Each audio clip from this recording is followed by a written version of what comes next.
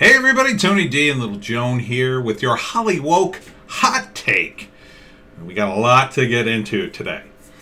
Absolutely insane Torba blasts Facebook's plan to partner with government on vaccine-verified Facebook profiles. Zuckerberg indicates vaccine profile frames may be artificially boosted in the algorithm to influence more people to get the vaccine.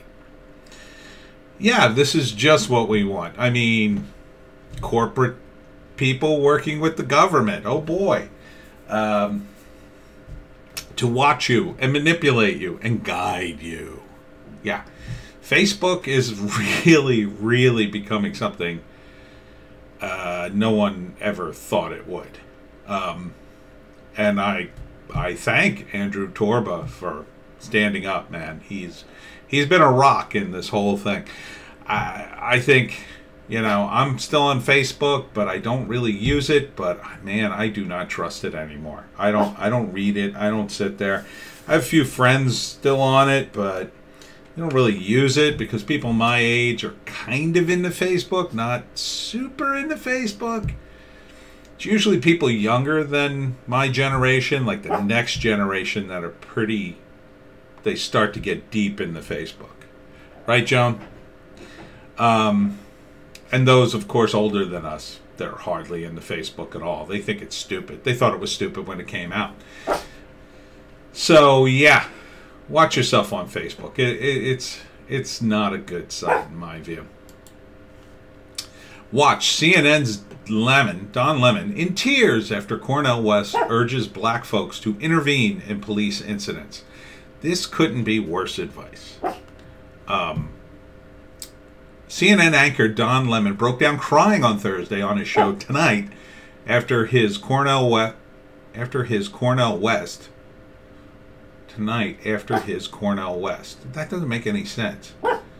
On his show Tonight after Cornel West, it should just say, got emotional, calling for black folk to intervene if they witness a police incident like the one that resulted in the death of George Floyd. That is the dumbest thing you could possibly do. Joan, don't bark. Here, why don't you go and take a nap? You were napping. I disturbed you. I'm so sorry. Should have left her on the couch. Yeah, what are you doing, Cornell? This is dumb. You're going to get somebody killed. The cops aren't going to know that they're trying to help. And George Floyd, look, no one wanted him to die. But he killed himself, it appears. It appears he took too many drugs and he died. And you're trying to say, well, the police, they're not capable of doing their jobs anymore, so we have to intervene. Okay, tell you what, if that's your take, then maybe you should lobby for defund the police in your neighborhood, see how that goes. Why don't you check out how Minneapolis is doing? They're not doing too good. They haven't even defunded the police. They just promised to do so and cut back a little bit, and the results were terrible. Joan's very upset. Go to sleep, Joan. I mean, this is dumb.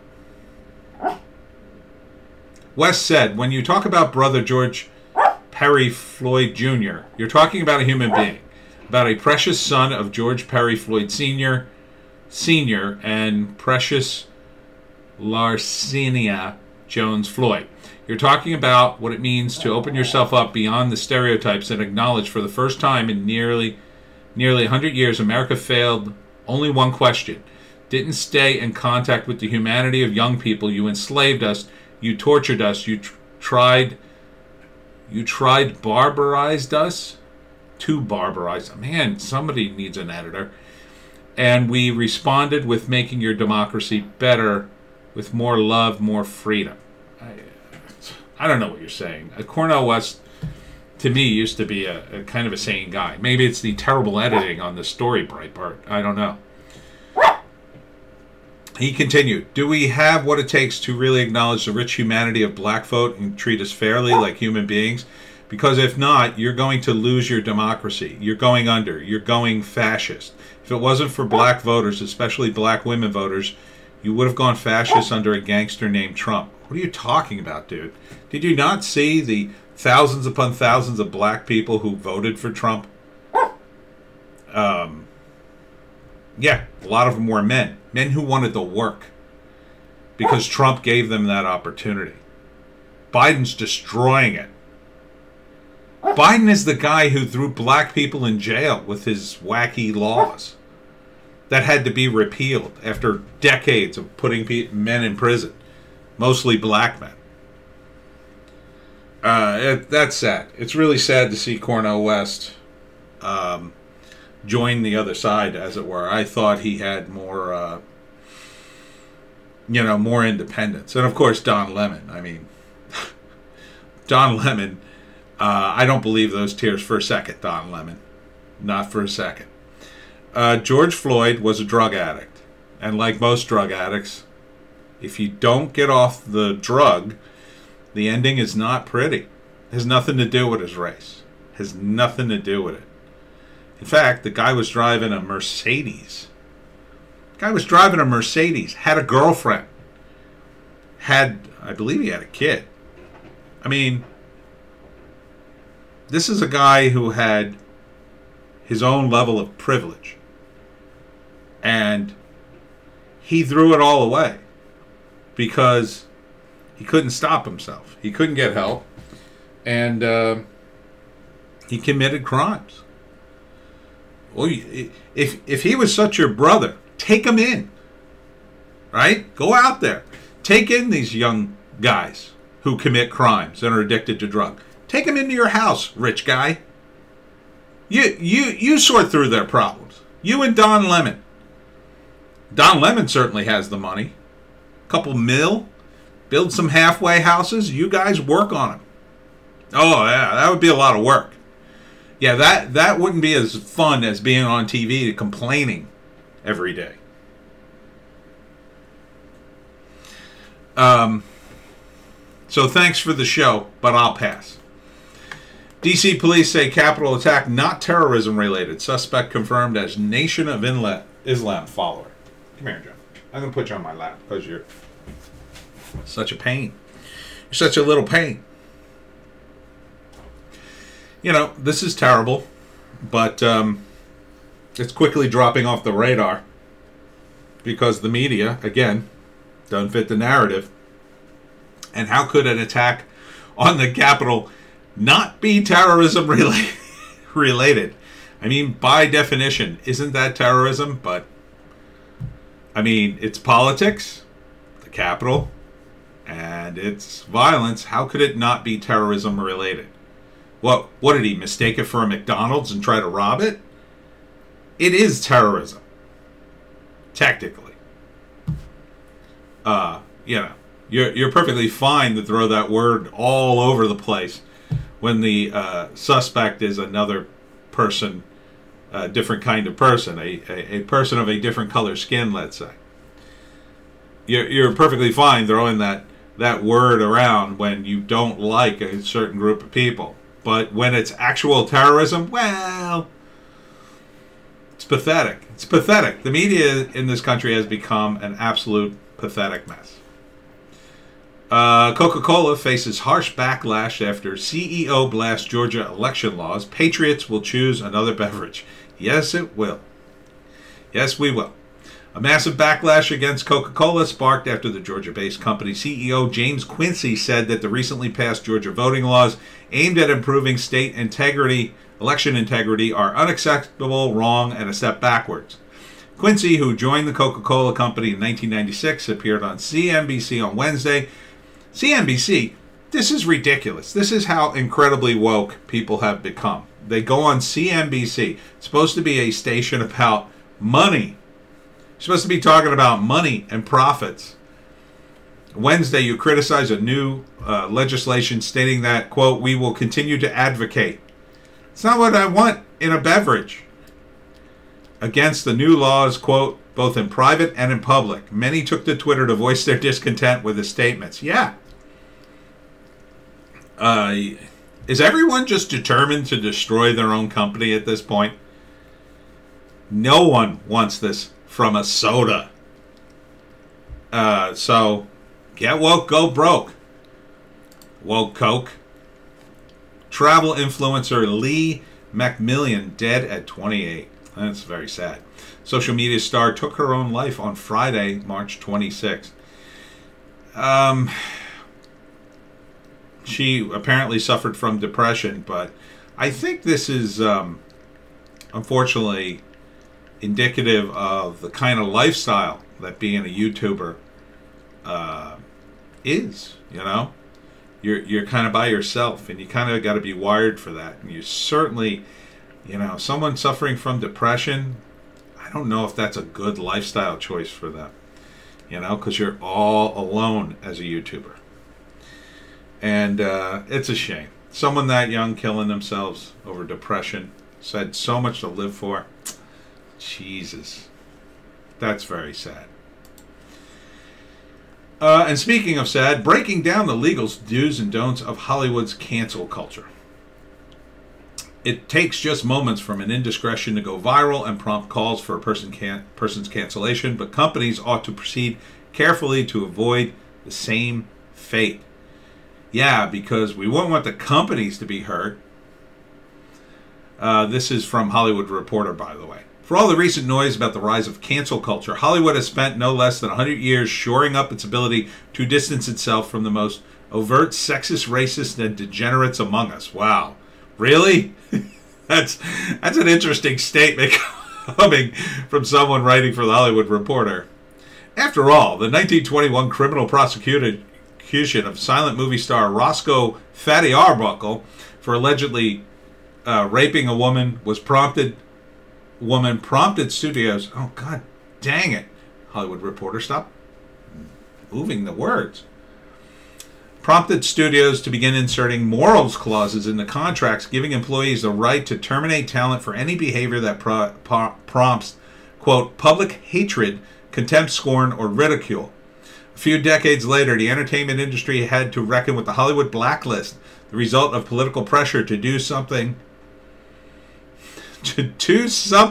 about supposed communist sympathizers within the creative community's ranks that left some unable to work for years. And few should miss the late 20th century innovation known as the pay-or-play deal, whereby A-list actors, directors, and producers have their paychecks guaranteed while studios have greater latitude in terminating star talent in the event they no longer wish to work with them. In other words, let's protect the studios. How companies can avoid cancellation pitfalls. I don't want to read the whole thing. Don't ignore contracts. Don't fire employees for being vocal about workplace conditions. Do be careful about speaking to others about why a termination is happening. Don't be overly zealous when it comes to hunting for bad information to justify cancellation. Do be consistent. Yeah, I don't think they're going to listen to any of this. It's a case-by-case basis, and you know, it's also too, and I don't see anything in here about this, what side of the fence you all are on. In the case of Gina Carano, you know, any excuse was a good excuse. In the case of James Gunn, oh, we got to give him an extra chance here. We got to bring him back. You know, can't just get rid of James Gunn. It's a double standard. And I think these guys probably know that. Oh, the big news. Major League Baseball announced on Friday it will relocate the 2021 All-Star Game and MLB Draft, originally scheduled to take place in Atlanta, to be determined location. Get woke, go broke, baseball. Change your name from MLB to BLM because you're going down.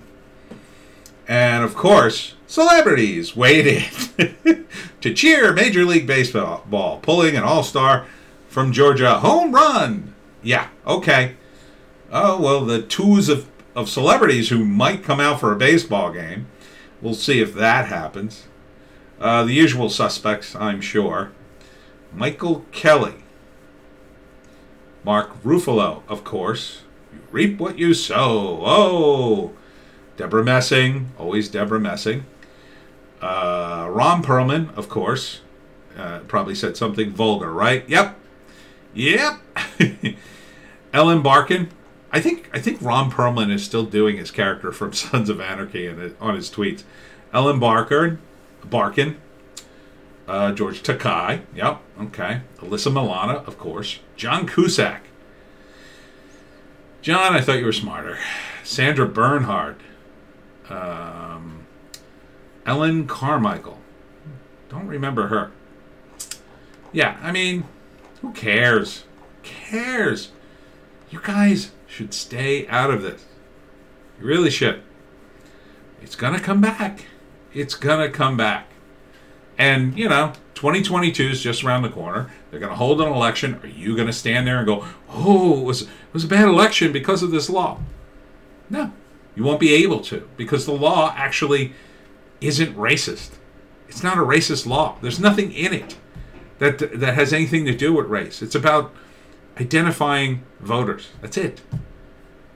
The articles and tweets against this law are racist. A lot of them. There was one like, oh, how do you expect people to know which number on their driver's license to write down? And like the implication is somehow black people can't figure that out. That is racist. That is a racist take, in my view. Black people are just as smart. I'm sure they can find a number on a driver's license. It's not that hard. The whole purpose is to keep people to vote who are supposed to vote. And the Democrats know this. And I suspect the celebrities do too. So it's really disgusting. I mean, look, I get Trump. Okay, sure. Even the Georgia election. Okay, sure. But this, now you're really getting into it. And most of you people don't even live in Georgia. So stay the F out of it. Deborah Messing, the GOP in Georgia need to be arrested. Deborah, that's fascist right there. That's fascism. I mean, you calling for the arrest of the GOP because they changed a law you didn't like? I mean, what is wrong with you? What is wrong with you? Delta Airlines got a huge tax break, and they've got a big connection to China, according to Mark Rubio. So, take it down a notch, lady. I mean, imagine just 20 years ago when the Democrats were on the ropes. George W. Bush was president. Karl Rove talked about marginalizing the Democrats as a kind of a third party. Okay, imagine during that time they called for your arrest, Deborah. Imagine that. Or they called for the arrest of the Dixie Chicks, who at the time had said something against Bush. Imagine that. Imagine people calling them horrible names and committing violent acts at their concerts, shutting them down and making them incapable of making a living. That's what you are setting yourselves up for. That's what's coming down the road for you people. I don't want that. What I'd like is an exchange of ideas that's fair and civil. But you people won't have it. And you don't see the precedent you're setting for yourselves down the road. You just don't see it. And you won't be happy until you're sitting in a car somewhere, like in a limo, and there's a bunch of protesters who have turned against you, screaming about you because of what you've said and done over the years. Then you're going to be like, oh my God, I just spoke my mind. What happened to freedom of speech? But you seem to be perfectly fine prosecuting everybody else. YouTube has no plans to remove rapper YG songs Meet the Flockers. Despite some of the Google-owned company's staffers slamming the song as racist, according to a report by Bloomberg, as it mentions targeting Chinese neighborhoods during burglary attempts. Let's see. It says, first you find a house and scope it out. Find a Chinese neighborhood because they don't believe in bank accounts. The song lyrics read in part. I don't know if that's racist. I don't like it. I don't like the promotion of criminality. I mean, but there has to be some consistency here, YouTube. Just you screaming. You're going to make them as popular as hell. And I'm sure he, He doesn't really care either way. But, you know, the woke guys over at Google, I'm sure they're just looking for yet another thing to deplatform someone about.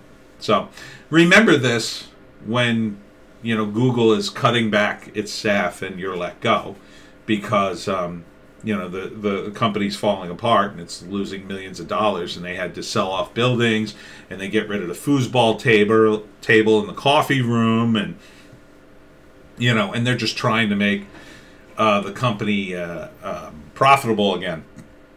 Remember that when you're stuck there working and wondering how you're going to pay your bills and the exorbitantly high tax bracket you've put yourself in.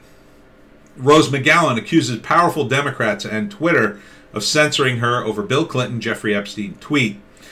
Activist and actress Rose McGowan is accusing Twitter of targeting her for censorship after her account was suspended over a tweet about Jeffrey Epstein and Bill Clinton. I thought I saw this tweet, so maybe I saw it before it was taken down. The former Charm star cut a video for Russia Today to take Twitter chief Jack Dorsey to task for shutting her out of her Twitter account. "What are you so afraid of, Jack Dorsey? A little freedom of speech?" McGowan said in her video.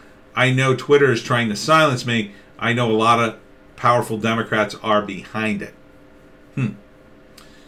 Let me speak, Rose McGowan concluded in the video. "I am more dangerous if you silence me." Not really. What you should do, Rose, is join Gab and the alternatives on alt media and, you know, start your movement there. Because those alt tech platforms actually preserve or attempt to preserve freedom of speech. And they would let you speak. This is Rose McGowan called the Harris Clinton event obscene and said the former president had been seen on convicted pedophile Jeffrey Epstein's private island. "This is obscene," at Kamala Harris. You speaking with Bill Clinton about empowering women and girls is disgusting," McGowan tweeted on March 24th. "Have you no soul? Have you no ethics? Ask him about being on an island of human trafficking victims 27 times. You are showing us exactly who you are." Yeah. Yeah, good. I mean, welcome to the party, Rose. I mean, they're silencing anybody who's speaking out against the Democrats, and you shouldn't support the Democrats in any way. Lesson learned, I hope. Jimmy Kimmel mocks lipstick on a pit bull Sarah Palin for contracting beer virus. Well, crybaby Jimmy, that seems a bit rough for a guy who cries on his TV show, and, you know, really? You're going after Sarah Palin? Left-wing ABC late-night talk show host Jimmy Kimmel mocked former Alaska Governor Sarah Palin after she announced she contracted the Chinese coronavirus, concluding that these people, a likely reference to conservatives, only believe in science when it applies to them. "You know you tested positive for beer virus. Our old lipstick on a pit bull herself, Sarah Palin, announced that she and two of her kids contracted the virus," Kimmel said during his Pranksgiving edition of Jimmy Kimmel Live. Pranksgiving? Was that like in November? Is this a recent episode? Before mocking the former vice presidential candidate, concluding that you, quote, almost have to try to catch beer virus in Alaska. Okay, whatever. I don't know, man. Jimmy Kimmel, this was a guy who they tried to cancel him. See, here's another guy. There's a rare exception, right? They go back to the days of the Man Show when he's doing Karl Malone and hot girls with big jugs called juggies on trampolines, and he gets a pass. You know, he gets a pass for all his behavior and joking and stuff. Other comedians just don't. You know, they're not important enough. And see, this whole thing isn't about consistency or logic or reason. It's just about elitism. There's certain people who are elite, certain people who get on board the narrative, get on board the train, and the rest of us, no. We have to abide by different rules. I would never, ever watch Jimmy Kimmel ever again. No way. I think his show, I never liked his show, really. And, you know, I'm embarrassed that I put him in my book of Italians, quite frankly. F.U. I'm Italian, on sale at Amazon, by the way. Check out my Amazon book links. And finally, speaking of movies, speaking of Hollywood, New Jersey Governor Phil Murphy, or Governor Tyrant Phil Murphy, as I call him, tempts Hollywood studios away from Georgia, citing voter integrity law. Oh, this ought to be hilarious. New Jersey Tyrant Governor Phil Murphy and his wacky teeth is using the left's outrage over Georgia's voter integrity law as an opportunity to tempt Hollywood studios away from the Peach State, touting his own state's tax credit for movie and TV productions. In a letter to studios obtained by the Wall Street Journal, Governor Murphy described Georgia's new law as un-American and an attempt to restrict voting access.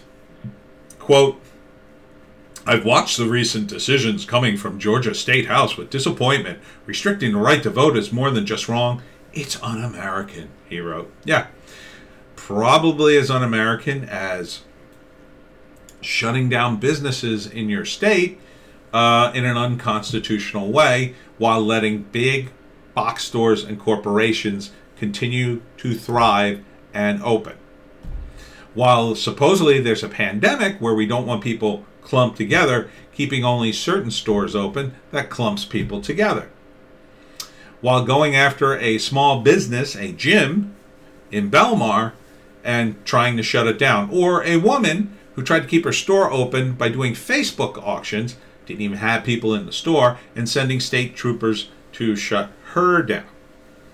Oh, and going to a bar during the lockdown with his wife inside when other people couldn't.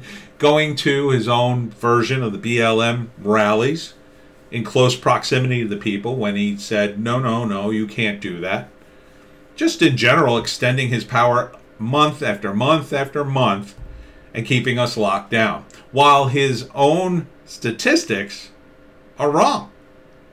See, he started removing cases of the beer virus because of PRCs that give you the false positives. See, he claimed to be following the science, even though there were plenty of scientists and doctors who said the PCRs, PRCs or PCRs, I forget the exact terminology. Those were the three letters, though. Were giving people false positives on the test. But, of course, the CDC didn't address that until the election was over. Gee, I wonder why.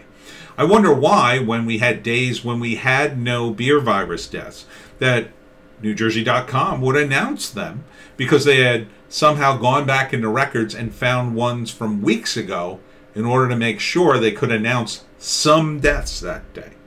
I wonder why that happened, Phil. But that's Phil. He's one of the governors that kept everything locked down. And his state has lost tens of thousands of workers, especially restaurants and bars. They've all gone. I think it was, last time I checked, it was something like an amazing number, like 43%. It's probably a lot higher. Bars and restaurants had gone out of business. All those workers out of business. The state is broke. He had to borrow something like $9 billion to make budgets. Even though he started a wacky beer virus contact tracers where he has 3,000 workers calling people up if you contacted somebody with the beer virus, and he wonders why there's a 70% rate of people not answering their smartphones. That's how stupid this guy is. Hollywood, don't be as stupid as him, because I'm sure it's just a ploy to lure you here so we can tax you to hell. And you know everything's expensive in New Jersey anyway. You know, unless you're down south. But, yeah. I mean, the last thing we need is TV production and movies coming here with your woke idiocy. You know, back in the day, I would have been thrilled. Oh, my God, they're doing production down here? Finally, I could get work. But who could get work with you woke idiots from Hollywood? I'm not woke. I'm sure you take one look at my resume and go, ooh, he's not woke. Ooh, look at his videos on YouTube. Ooh. Oh, but Don't worry, our governor's woke. At least he plays at being woke. He worked for Goldman Sachs, though. You know, that amazingly big corporation. You know, the thing you guys supposedly hate in the woke realm. But doesn't seem to stop you when someone puts a D next to their name. When someone puts a D next to the name, it's all good because you're so petrified of Republicans for some reason. All right, that's enough of my ranting. Hollywoke, you'll never change. Me and Joan, we'll see you in the next video.